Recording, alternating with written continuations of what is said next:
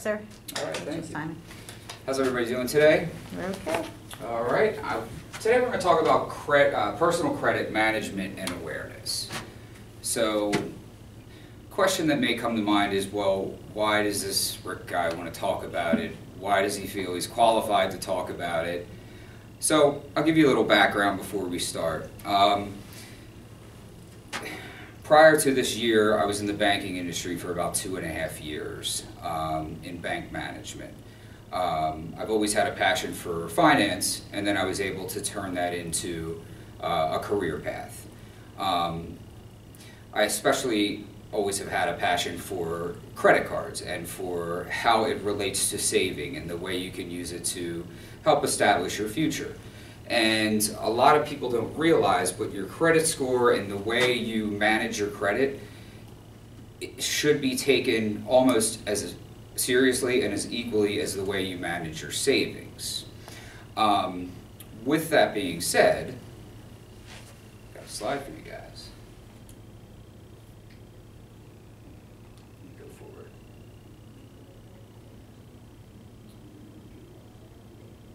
Okay. The first slide. The percentage of those who do not own a credit card, and I found this very interesting because this is based on the survey that I took in the class, and the calculations were actually 31.58% for this class. However, the national average based on a 2014 survey, and the source that is based on this survey, they only run it every 4 years, so the new one isn't out yet, so that was the most recent survey, is 29%. So that's pretty dead on with the national statistic. So, great.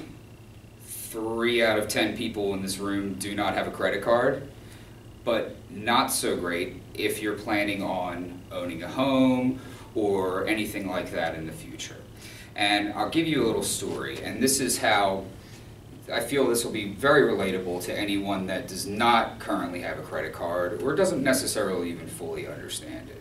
About 10 years ago, I really couldn't tell the difference between a credit card and a debit card.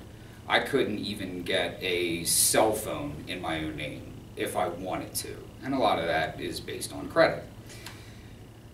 What I realized is that I had to start building my own credit, so I did so. I did so on my own. I got a secured credit card, which essentially means you go to a bank, you say, hey, here's $500, let me get a credit card. They give you a credit card for the equivalent amount.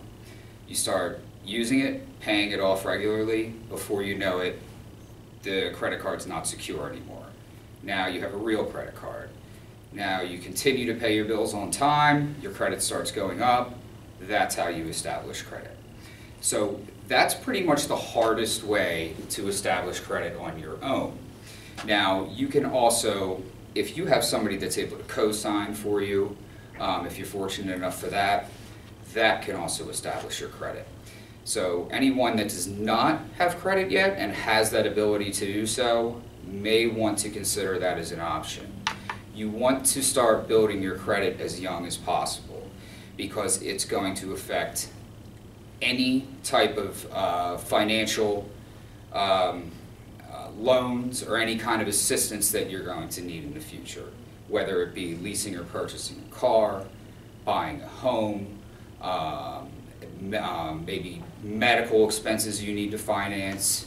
And what I mean by that is there always will be some level of credit available to you, but the lower your score or the less established credit you have, you may fall into a category called subprime lenders. And subprime lending essentially means that you may be able to be extended credit, but you're going to get a very high interest rate. And they can be astronomical and brutal. And that goes to my next example here. This is a loan savings calculator, okay? Now, the way this is staged here is this is giving you a common example of a 30-year fixed loan for a home. $150,000 for the loan amount. The reason I chose that amount is you probably can't see the very fine print, but that's also the dollar amount that they use to formulate these calculations. This shows a typical credit score range. Credit scores can range anywhere from 620 being on the lower end to 850. Now, if you notice by the total interest paid category, those that are in the highest credit score bracket have the lowest annual percentage rate when they apply for a mortgage to own a home. Those in the lowest bracket, and again this is for a 30-year fixed, have the highest APR.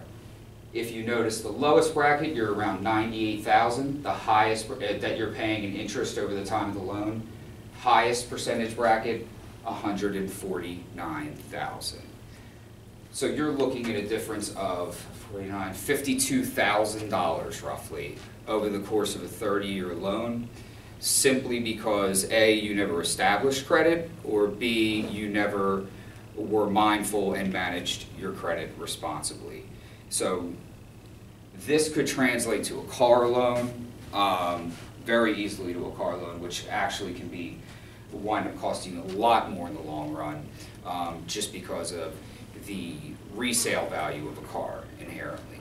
Property values can go up, you may not be as much in debt, but cars, you never get the money that you paid for them. So you're always going to be chasing a loan, you're always going to be paying higher interest rates. Ooh, we have a video. So before I play this video, just to recap, it's going to go over the various ways I just discussed on how you can obtain credit, why credit's important. They touch a little bit on that, but it's just a nice reiteration of how I just said in other people's words. So push play on this. Well, I shouldn't say people, it's one guy, it's not multiple people.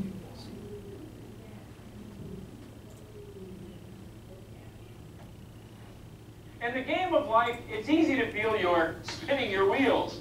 Example, to borrow you need credit, but who's going to give you credit when you don't have any? The catch-22 is it's very difficult to get credit without being able to show that you have some kind of credit history. So whether you're starting out in the credit game or starting over, here's how to deal. The step number one is have a friend or relative name you as an additional cardholder on a credit card. That will mean that their credit history builds yours. Step two, have someone co-sign a loan for you. Just make sure you can pay the bill. The third thing is a secure credit card, and that's where you deposit a certain sum of money, and they will grant you credit based on the size of your deposit. You can find them at any number of websites. Just make sure the card you pick reports to the credit bureaus, because some don't.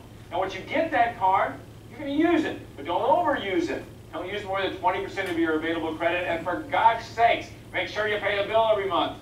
Step four, add another type of loan, like a car loan. Using different types of credit will enhance your credit score. You can open a CD at a bank and borrow against it, pay it off a few times, and just make sure that the bank will actually report that transaction. And a final bit of advice, be patient and be responsible. You can never surrender. We live in a society where credit plays such an important role in everything we do. Bottom line, no doubt credit is a part of the game of life. And games are a lot easier played when you understand the rules.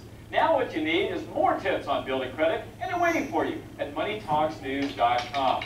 Just do a search for Building Credit. For Money Talks News, I'm Stacy Johnson.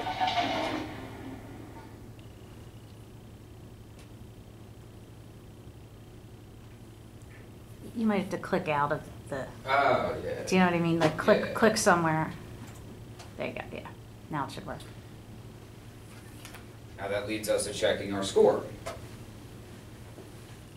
Why check your score? Oh, my. 9 minutes. Oh, 9 minutes. Why check your score?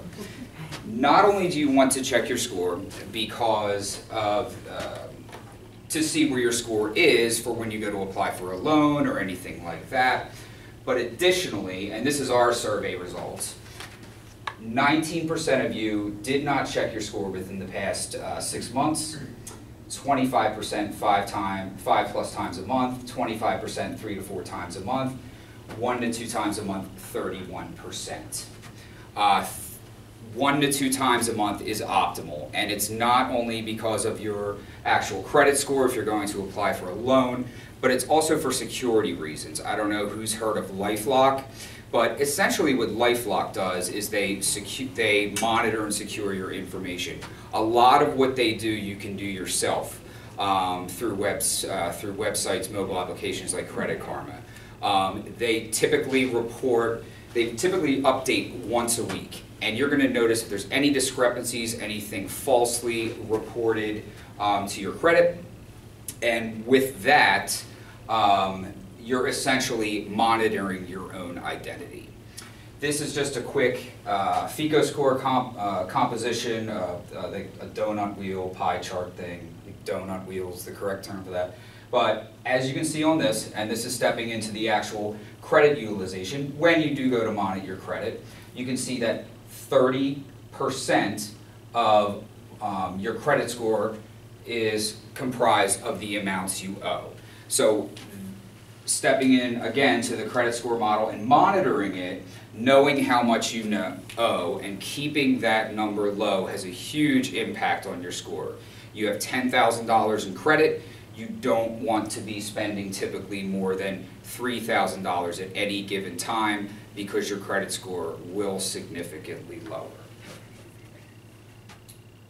And that was getting into the utilization, but I'm running very low on time. So with the utilization, this is essentially the wheel of who has knowledge of utilization within the survey. 31% of you do not. Again, the utilization is essentially how much you're spending against how much available credit you have, and you always want to keep that around 30% or lower. It's huge. Between that and between making on-time payments, your credit will be phenomenal if you keep an eye on those two aspects. And then just one more quickie. Sorry guys, I'm way over, but this is good. And this is only a minute, I swear. And I could talk all night about this stuff. No, we'll end with this. Everybody needs to go on. So yeah, no, this is actually, yes, I did intend to end with this, so this is perfect. So good night and farewell, everybody. And then this should play, right? I don't know. No, I just completely destroyed the computer. No, I didn't. All right. No, I do not want to edit the link. I just want to play it. Here we go.